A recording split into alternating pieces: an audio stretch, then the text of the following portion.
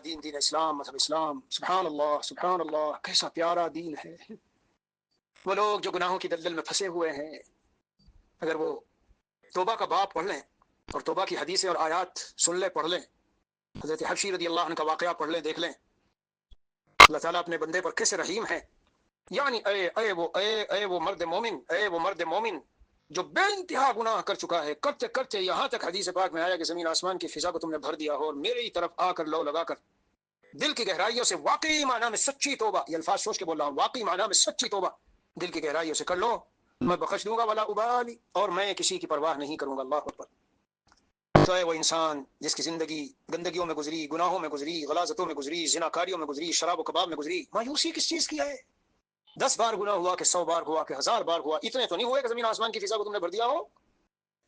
اللہ یا عبادی الذین اسرفوا علی انفسہم، حد سے زیادہ گناہ کر لیے، لا تقنطوا من رحمت اللہ، یعنی کسی بھی حال میں پہنچ گئے ہو، کیا تمہارے گناہ اللہ کی رحمت سے زیادہ بڑے ہیں، بھاری ہیں،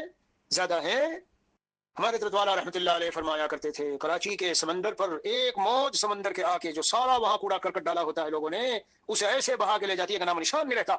اللہ کے دریائے کرم کو جب جوش آتا ہے اور جوش آ جاتا ہے، آپ توبہ کرو، صدق دل سے آنسو بہاؤ، آہیں بھرو، اور اپنے کیے پر واقعی معنی میں ندامت و شرمندگی، آج سے جان کی بازی لگا دوں گا، چھوڑ دوں گا موبائل شبائل سے، پھینک دوں گا ایک طرف، رکھ دوں گا کہیں دوسروں کے پاس، اور ایسے دوستوں سے ملنا بھی چھوڑ دوں گا، یوٹیوب کو کھولوں گا ہی نہیں آج سے، میاں کیا خبریں اور کیا یہ جس نے میرے دین و ایمان کو خراب کر کے رکھ دیا ہے۔ عزم مسمم کر کے آپ کرو، آنسو گراؤ، بس۔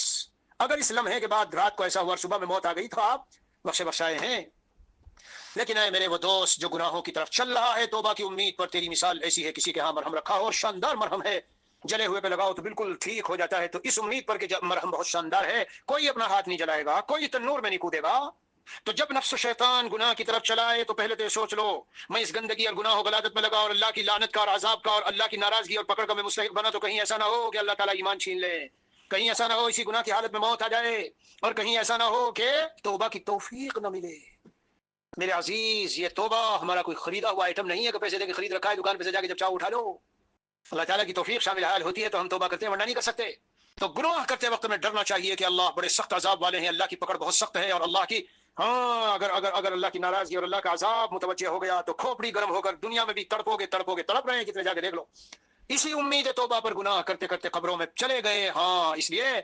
میرے عزیز، جب گناہ کا خیال آئے تو اللہ کی پکڑ سخت ہے، اللہ کے احسانات کتنے ہیں، انعامات کتنے ہیں، یہ معدہ، یہ منہ، یہ دل، دماغ، یہ پھیپڑے، ان میں کینسر نہیں ہے، ان میں ٹی بی نہیں ہے، ان میں فلاں نہیں ہے، صحیح سب کام کر رہے ہیں، یہ نعمتیں ہم نہ سوچ لیں۔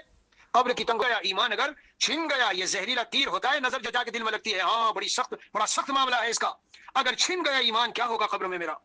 اگر اللہ کی ناراضگی اتنی شدید ہوئی کہ نعمت کی ناقدری کی وجہ سے اللہ تعالیٰ نے نعمتیں چھین لی،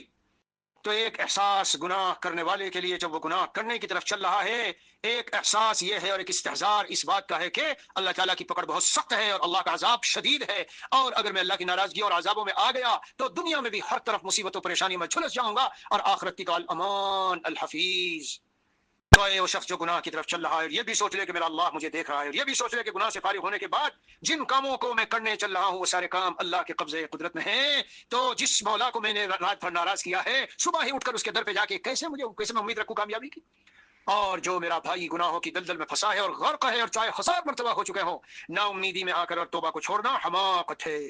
نا امیدی کبھی نہیں ہے مذہب اسلام میں، نا امیدی کی کوئی گنجائش نہیں، کوئی گزر نہیں ہے میرے بھائی۔ جس حال میں بھی اگر دل میں درد پیدا ہو رہا ہے اور داعیہ، فوراً توبہ کر لو، اللہ کے محبوب بن جاؤ گے، تائب حبیب اللہ۔ توبہ کرتے ہی، کرنے کے بعد نہیں۔ اب یہ وسوسہ دل میں لانا توبہ کرنے کے بعد پتہ نہیں قبول ہوئی نہ نہیں ہوئی، یہ وسوسہ شیطانی ہے۔ جب توبہ اپنی شرائط کے ساتھ متحقق ہو گئی، دل میں ندامت، گناہ کو چھوڑ دیا، عزم مسمم جان کی بازی لگا دوں گا لیکن نہیں کروں گا، اور اگر انسانوں کے حقوق ہے تو یہ بھی بیچ میں عرض کر دوں، تو پھر ان کے حقوق یا ادا کر دیے، معاف کرا لیے، یا ادا کر کے رہوں گا، صبح ہی پہنچ گیا سب کو فون کر لیا بھائی میں تھوڑا تھوڑا ادا کروں گا، یا پہنچ گیا ان کے پاس بھائی اللہ کے لیے معاف کر دو، تو میرے بھائی آپ ایسے ہو جائیں گے کیوم ولدتنی امی، میری ماں نے جیسے مجھے جنا ہو، کیوم ولدت امک، ہاں ایسے ہو جاؤ گے۔